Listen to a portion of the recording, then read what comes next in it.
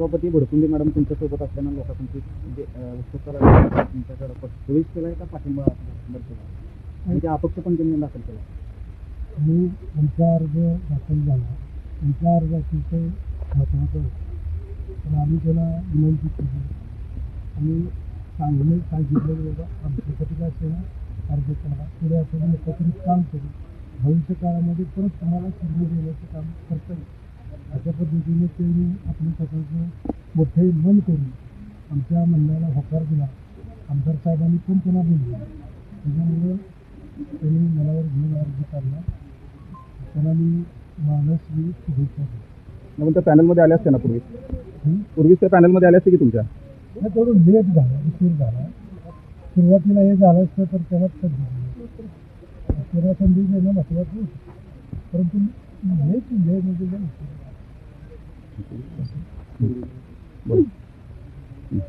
तुम्हाला तिकीट मिळाल्यामुळे तुम्ही नाराज होता. तुम्ही नाकारल्यामुळे तुम्ही नाराज होता आणि राष्ट्रवादीकडून तुम्ही उमेदवारी दाखल केली होती, शिवसेनेकडून द्या चर्चा.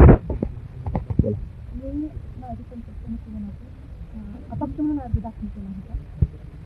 खरं तर लोकशाही वाचताना हा माझा सर्वस्वी म्हणजे त्या उद्देशाने मी प्रयत्न करत होते. कारण हुकुमशाही पद्धतीने दादागिरी पद्धतीने जे माझ्याबरोबर अन्याय केला त्याच्या विरुद्ध मला लढायचं होतं आणि ती संधी माझ्याकडे होती, पण ती मला माझ्या काही उशीर झाल्यामुळे ती मी गमावली.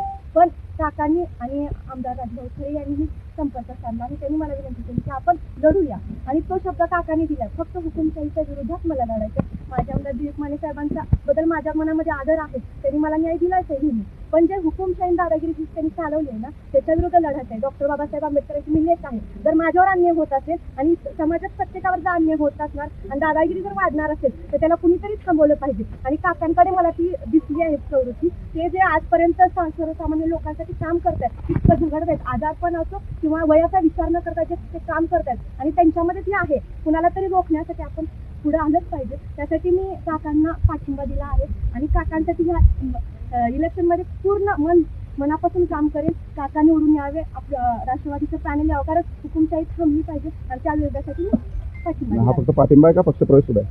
जर माझी गरज भासली, कारण 30 वर्ष आम्ही राजकारणात आहोत, जर आमच्याविषयी काही असेल पक्षाला वाटलं तर आम्ही नक्कीच त्या पद्धतीने प्रयत्न करू. चर्चा आहे की म्हणजे राष्ट्रवादीच्या पक्षात तुम्ही प्रवेश करणार. माझी जर गरज भासली, मी परत तेच म्हणते, आम्ही 30 वर्ष केलंय. जर आमचं काही असेल अस्तित्व, जसं काकाने ओळखलं त्या पद्धतीने असेल तर तोही करू निर्णय घेऊ. पलीकडले पण अर्ज काढले. हो, नाव सांगून कुठून भरला होता? बापूसाहेब शिंदे, कुंडी गट आणि जनातून राष्ट्रवादी काँग्रेस पक्षाकडून मी अधिकृत उमेदवार होतो. 43 गट आणि 22 गट या दोन्ही ठिकाणी माझी अधिकृत उमेदवारी होती. पण यानंतर ज्यावेळेला आम्ही अर्ज भरल्याच्या नंतर ज्यावेळेला या सगळ्या गोष्टींचा सरासर विचार केला, वाटाघाटीमध्ये बऱ्यापैकी आम्ही कमी पडलो. तर या ठिकाणी पक्षाचा आणि आदरणीय काकांचा, ज्या विश्वासाने आदरणीय काकांनी आणि पक्षाने माझ्यावर जी जबाबदारी दिली, त्यांनी जो विश्वास टाकला होता, त्या विश्वासाला पात्र राहणं ही माझी जबाबदारी होती. म्हणजे ज्यावेळेला ह्यामध्ये आपल्याला शिस्तपणाने त्या निवडणुका झाल्या पाहिजेत. आपल्या तालुक्याची आपण जे म्हणतो देशात महाराष्ट्रामध्ये सोलापूर जिल्हा आणि सोलापूर जिल्ह्यामध्ये सगळ्यात महत्त्वाचा आपला जो उत्तर सोलापूर तालुका आहे तो अतिशय सुसंस्कृत आजपर्यंत आहे. आणि हा तालुका सुसंस्कृत घडवण्यासाठी आदरणीय काकांचं जे योगदान आहे ते खूप मोठं आहे.